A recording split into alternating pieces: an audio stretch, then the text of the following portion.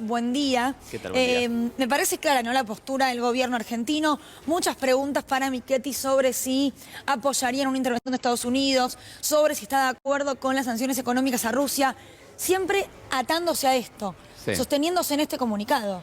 Sí, sin duda. Bueno, el comunicado salió hoy más temprano justamente de la Cancillería Argentina. Importante la definición de los últimos minutos con respecto al pedido que ha hecho Argentina de que Rusia cese en los ataques, ¿no? Esto es muy importante porque lo que había hecho hasta ahora era este llamado, digamos, a un diálogo, pero ahora fue específico, que cesen los ataques y que se abra la instancia del diálogo. Era algo que le venían exigiendo incluso varios sectores de la oposición, una definición clara sobre este punto. Yo creo que está pasando lo que pasa en muchos lugares del mundo, que de pronto tienen acuerdos con Rusia, tienen acuerdos con Ucrania y ven de qué manera hacer un equilibrio en un momento muy delicado, ¿no? Ahora, Andrés, es un hecho que Argentina en el último tiempo, incluso por la vacuna Sputnik V, tuvo un contacto con Rusia, una relación muy cercana.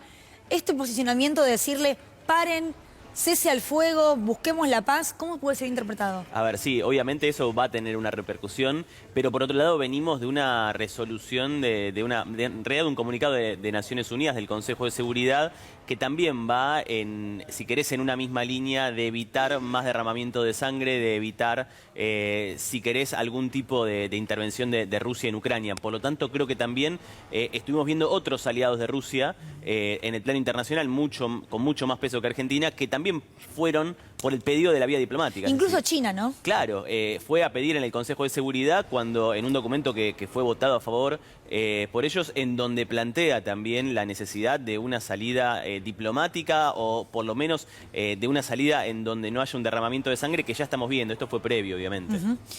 Hasta ayer, prácticamente, no quiero decir ustedes dos, pero casi todos los analistas internacionales decían no va a haber situaciones o hechos similares a lo que es una guerra tradicional, como la conocemos en las películas, como la tenemos en nuestra cabeza. Año 2022, las guerras pueden ser económicas, son más similares a una guerra fría.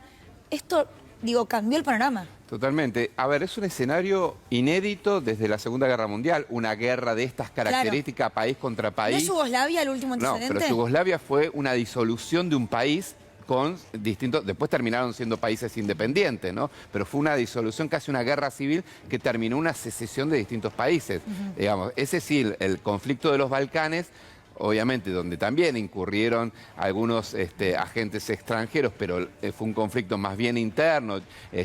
La verdad que fue una situación distinta. En este caso es un país atacando a otro país, ¿no? Esto no se da desde la Segunda Guerra Mundial en territorio europeo. Sí se ha dado, en general lo que ha pasado es que el primer mundo ha llevado las guerras al tercer mundo. A Medio Oriente. A Medio Oriente, bueno, recordemos el caso de Siria. Siria es muy categórico en esto.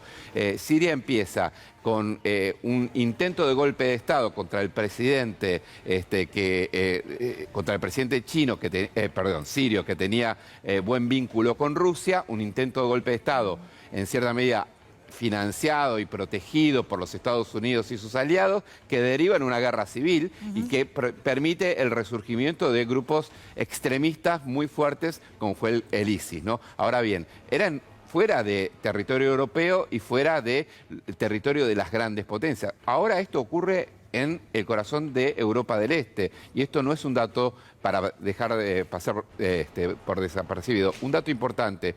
De un lado, Rusia dice, yo estoy protegiendo a población civil que, en este caso en Donbass, en toda la región del Donbass, estamos hablando de Donetsk y Lugansk, porque hay un genocidio del gobierno ucraniano desde hace 8 años tratando de matar a todo aquel que simpatice, que hable ruso y contra su propia población. Del otro lado están diciendo, esto es la invasión que nosotros anunciamos, están invadiendo territorio ucraniano, ¿no? Y en el medio, bueno, y lo que dicen muchas veces desde Ucrania es, nosotros somos la frontera entre las democracias y los totalitarismos. Por eso es tan importante el escenario que se desarrolla hoy ahí. Ahora, Andrés, esta conferencia de Putin de madrugada, fuerte en su, como dijo, desnazificación, ¿no? Diciendo que hay nazis en Ucrania. Digo, ¿fue con los tapones de punta? Totalmente. Sorprende un poco. Sí, veníamos aparte de un discurso de Putin que había sido muy fuerte, un discurso También. que quizás... Ya venía escalando. Venía escalando, pero que también era un discurso, si uno lo puede analizar, un discurso quizás también puertas adentro, o sea, para convencer a su propia población de lo que iba a venir después. Pero creo que también en el mismo tren de lo que planteabas recién, tiene que ver con la posición que está teniendo Estados Unidos a nivel mundial. O sea, Estados Unidos está dejando, si querés, un vacío, un lugar de predominancia, el cual empieza a apagarse o empieza por lo menos a mutar en otra cosa. Hoy estamos en un mundo mucho más multipolar. Entonces, en algún punto también la evaluación que hace Putin, la evaluación que hacen los líderes rusos, tiene que ver con la posibilidad de hacerlo o no y cuáles van a ser las consecuencias. Hoy Estados Unidos, anuncia sanciones, sí, pero está fuera de discusión la cuestión de que Estados Unidos vaya a poner efectivamente, soldados o norteamericanos a pelear una guerra lejos de casa, como dijo Biden alguna vez. Es un lejos de casa igual, y ahí retomando lo que decía Gaby, que es europeo. Y que no es lo mismo que haya sido en Siria, que haya sido en Afganistán, que haya sido en Irak. Me parece que hay como una especie de, nos estamos metiendo en un territorio donde hay otras potencias que pueden marcarnos la cancha y que no podemos actuar o jugar tan solos, me parece. Sin duda, no. Ahí vos tenés, yo también, digamos, la pregunta que uno se hace es si la OTAN está dispuesta a dar una respuesta militar, ¿no?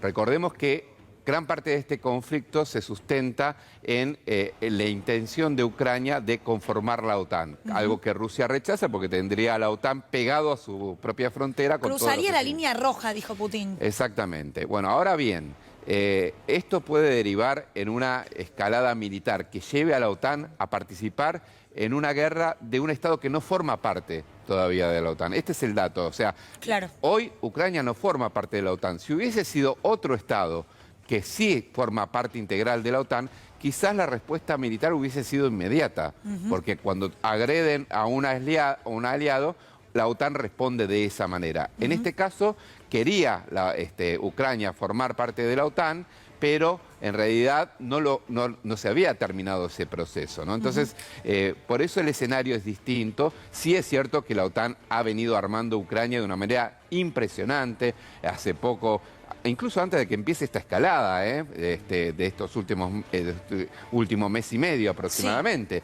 sí, mandándole mucho armamento desde Polonia, mandándole armamento de las distintas bases que la OTAN tiene desplegada en toda esa región, dice, tropas no te mando, te estoy mandando, sí, el armamento para que vos te puedas defender.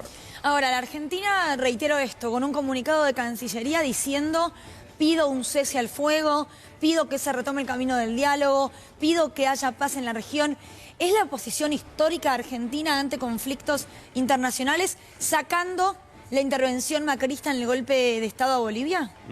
Sí, y yo creo que también ahí hay algo clave, porque lo que se van a venir son sanciones que ya están anunciadas, que van a ser muy fuertes y que obviamente no van a ser sanciones que solamente afecten a Rusia, porque los vecinos de Rusia son los países miembros de la Unión Europea y también se van a ver afectados por las sanciones que le caigan puntualmente a la economía rusa, que obviamente va a ser la más dañada, pero no podemos evitar pensar qué es lo que va a pasar con la Unión Europea. Hoy Alemania depende de la calefacción de sus hogares o la industria del gas que viene de Rusia. Estamos hablando de un porcentaje muy alto del gas que compra Alemania de Rusia. ¿Qué va a pasar con eso? ¿Qué va a pasar con el Nord Stream 2, que es un gasoducto que ya está terminado, no está habilitado, pero está terminado y es un gasoducto millonario que prometía traer más gas de Rusia hacia Alemania puntualmente, hacia la Unión Europea?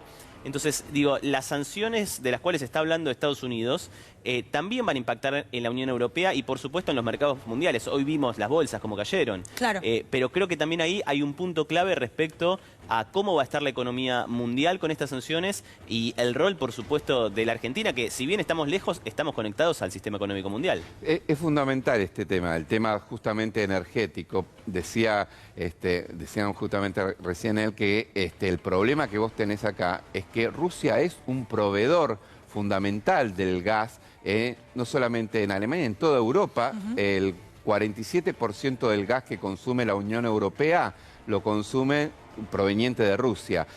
Con la suspensión de la habilitación del Nord Stream 2, esto le genera un problema a Rusia, pero también le genera un problema a Alemania, que tiene la mitad de su provisión de gas proviene de Rusia. Ya existe el Nord Stream 1 que está funcionando también, que tiene más o menos el mismo trazado que el Nord Stream 2, desde hace 10 años aproximadamente está funcionando, provee 55.000 millones de metros cúbicos de gas al año a Alemania. Con el Nord Stream 2 se iba a duplicar esa capacidad y ahora, y está terminado como bien señalaba, pero ahora lo que ha dicho el canciller Scholz es que no se va a dar la habilitación por esta actitud beligerante que ha tomado Rusia. Ojo, porque se va a encarecer muchísimo el precio del gas. Eso te quería preguntar, ¿no? Y ahí voy a ir con Juan Enrique. Si el canciller alemán está pensando ideológicamente o está pensando económica y práctica, digo de forma práctica, porque no habilitar ese gasoducto por una sanción a Rusia producto de la situación es claramente que sus habitantes paguen más, mucho más, por el gas del invierno que viene. Sí, y hubo una conferencia de prensa, la recordarán la semana pasada, entre Biden y el nuevo canciller alemán. Cuando Biden mencionó que si había una invasión no iba a haber gasoducto nuevo, el canciller alemán no dijo nada. Ahora sí toma otra posición. Es evidente que hubo un cambio ahí. Claro. A ver, hay otra situación también. Juan, no sé si ya puede hablarnos, lo sumo, sino que nos hable desde la otra punta del estudio. También con el tema del trigo, del maíz, de la soja. ¿Esto puede llegar a afectar o beneficiar? La verdad no lo sé, Juan, te lo quiero preguntar, a la República Argentina. ¿Qué tal? Buenos días, Luli. ¿Qué tal? Buenos días, Gabriel, Andrés. Sí, escuchaba atentamente. Efectivamente, recién me acaban de informar que